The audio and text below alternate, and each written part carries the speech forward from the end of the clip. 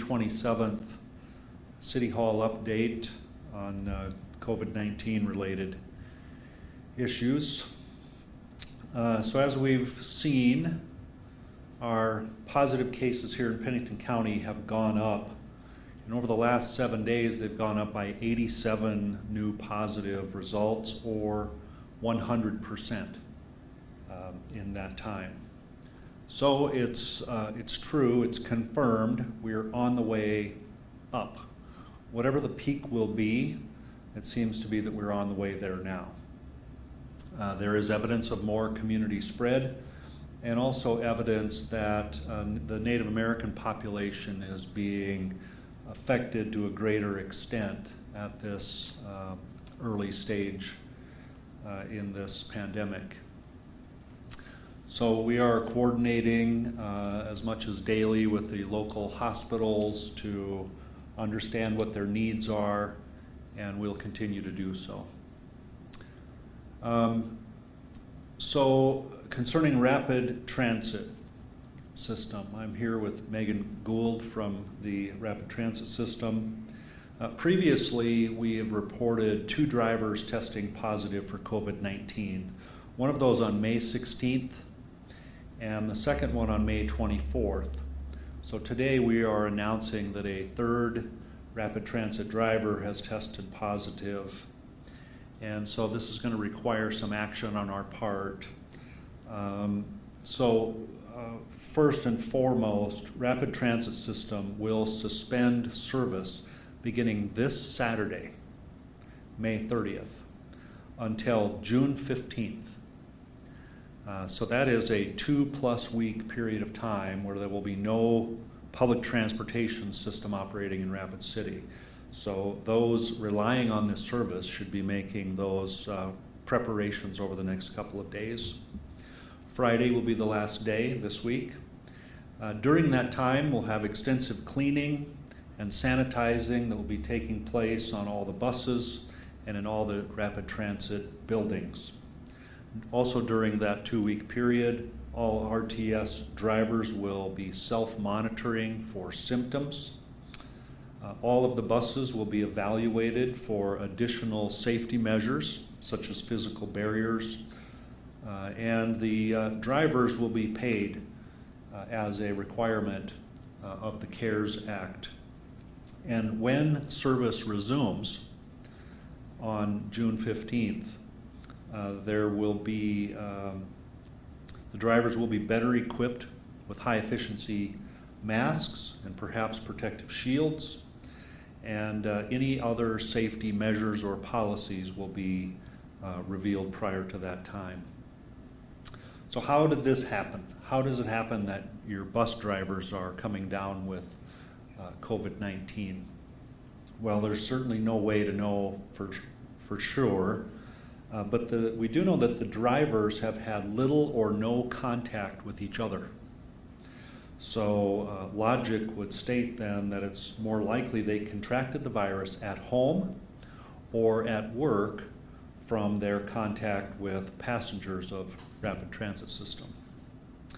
So what's the plan now that our COVID-19 numbers are rising? There's a lot of anxiety. The anxiety rises as well. And we've had now months of preparation. We've talked about the peak for months. We've talked about what to do and how to behave and how to keep yourself and others safe. So now that we're really going upward, we're on our ascent to the peak, what should we do? I think it's very simple. We go back to the basics. We go back to everything we talked about in the very beginning with spacing between individuals, with face coverings. If you're not able to control the distance between other people or the crowd size, you should be wearing a face covering. And wash frequently. And you should practice protecting yourself. That is just the name of the plan that is going to get us through all of this, is just protect yourself. And it is not helpful to mask shame people in public who don't wear masks. It's not helpful to post pictures or names or business names or anything like that where someone wasn't wearing a mask. It's not helpful. It may make you feel better for the moment, but it doesn't help us. The whole point here is that you focus on protecting yourself.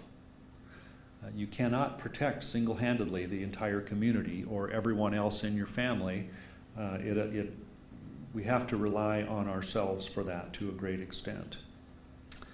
So if you're more vulnerable, if you're in the high-risk group, either due to age or pre-existing conditions or immune compromise, then you should be taking extra precautions, including up to staying home. I know it's been a rough few months with everyone doing their best to quarantine and then now wandering out because we're at this stage in the pandemic, but it's time now to reapply the basics. And that's the best we can do. The very best we can do for you right now is to just have you go back to those original 5 things that we talked about from the beginning, about spacing and not shaking hands and washing and covering your cough or sneeze. Just keep that up and I think we'll be okay. So as the numbers go on from here, we're going to be putting them in a localized chart so that we can see, also so that we can see the number of active versus recovered cases. And I have made a request of the Department of Health earlier today to work with us to find a way to release information about tourists when they're in the area.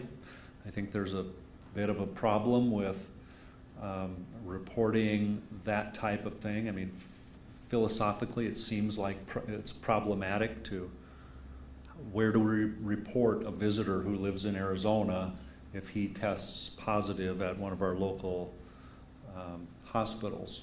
So I don't know if the Department of Health has contemplated that yet, but I made a request of them to help us work through that as well. There is a fear of tourism, and I assume a resulting fear of tourists when we see them. But in my opinion, seeing a car from Virginia or North Dakota or Texas presents no greater threat to you than a car from South Dakota, especially if you're practicing the basics and taking care of yourself. Our population will rise this summer with tourism. It always does. We have 5,000 hotel rooms in this town. I don't know if we're going to fill them this summer, but there will be out-of-state visitors here. I was sharply criticized for the last time when I said we can't stop them from coming, so we may as well welcome them. And I was beaten up one side and down the other for having a cavalier attitude about tourists. And I suppose I would have made folks feel better if I would have used a different tone or a little less optimism when describing that. But the fact of the matter is this: we know the facts. We should go back to the facts whenever possible. No roads in South Dakota are going to be blocked to keep out-of-state people from coming here. That's just not going to happen. As we see visitors, it will do no good to berate them, to be angry at them. They are here because they're tired of being at home. And I think many of us can relate to that. So whether you call it irresponsible or dangerous or whatever else, I think we just have to understand the facts are we are a place people love to visit because we live in the most beautiful place in the United States. And that's just the way it's going to be. So anyway, I would take questions. Megan Gould would take questions as well from Rapid Transit. If anyone has questions, go to the podium and ask.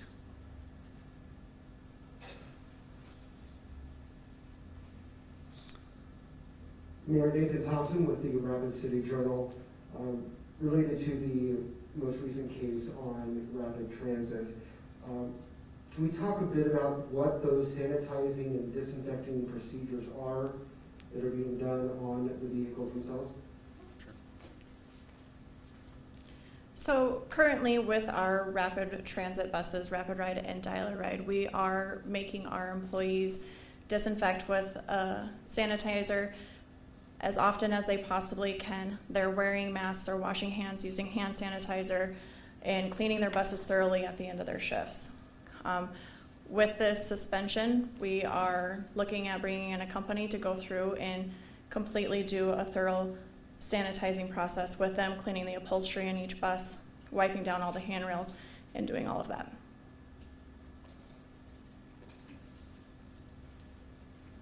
Sydney Thorson with Fellow Land.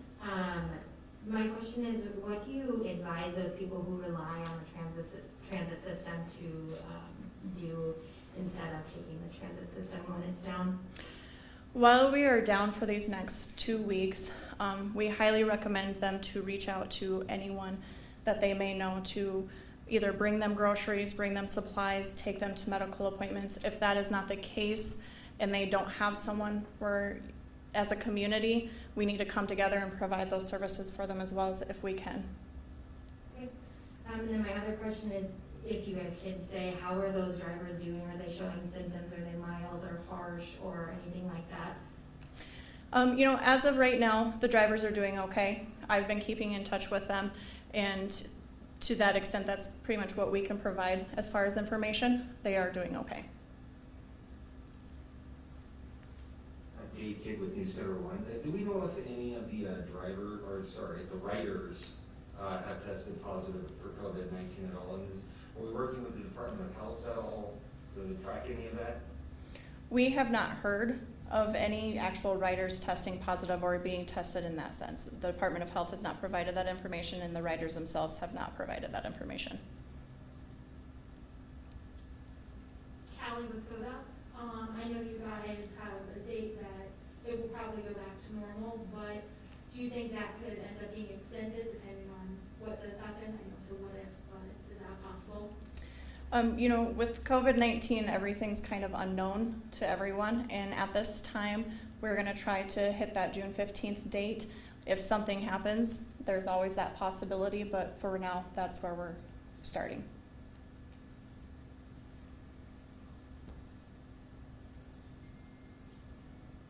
Just to follow up on Dave's question related to being contacted by the State Department of Health and the passengers,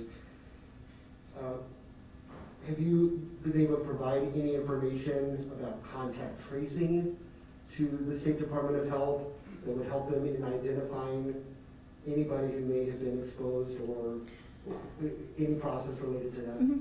So from what I'm understanding with working with the Department of Health in the last 3 cases that we've been addressing, they are the ones that take it upon themselves to contact the public, and anyone that has come in contact with these drivers and feels like they need to self-quarantine or even have a test done are recommended to contact the Department of Health themselves.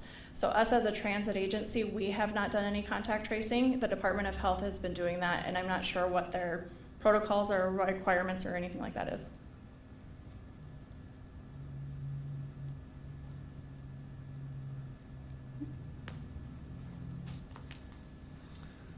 I would just add that in the last 7 days, Pennington County cases have doubled. And so we're asking Megan what might happen in the next 2 weeks. I think that's really going to be a sight to see. What we've learned about this pandemic is we'll know when we know, and it's so hard to predict. Things change fast. We could find out that in the next 4 or 5 days they've doubled again, in the next 3 days they've doubled. Based on what we know today, Rapid Transit is targeting that June 15th date. We don't expect that to change, but we also don't have the ability to know what lies in the next 2 weeks. One thing I forgot to bring up was the emergency shelter. The emergency shelter is operating. They have people in the shelter, less than a dozen there now.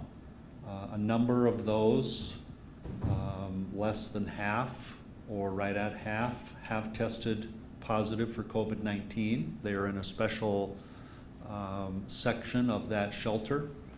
All of the proper safety measures are being taken. They're being monitored.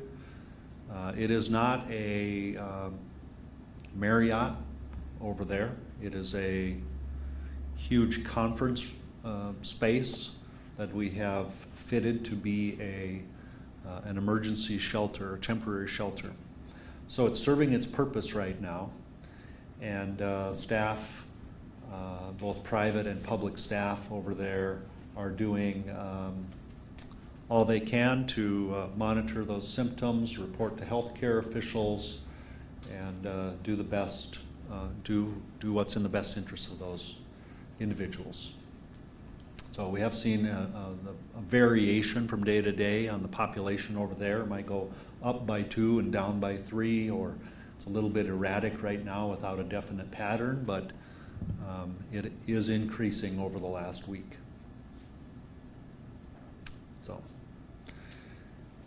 well, if there are no, oh, Megan has something. Sorry, just real quick too on the previous question about what the community can do to receive public transportation options while we are suspended. They can reach out to 211, and 211 can provide them with information on different companies or organizations that they can reach out to, like Lyft or Uber or anything like that. Okay. All right, if there are no further questions, then thank you all for being here, and we'll see you in a week.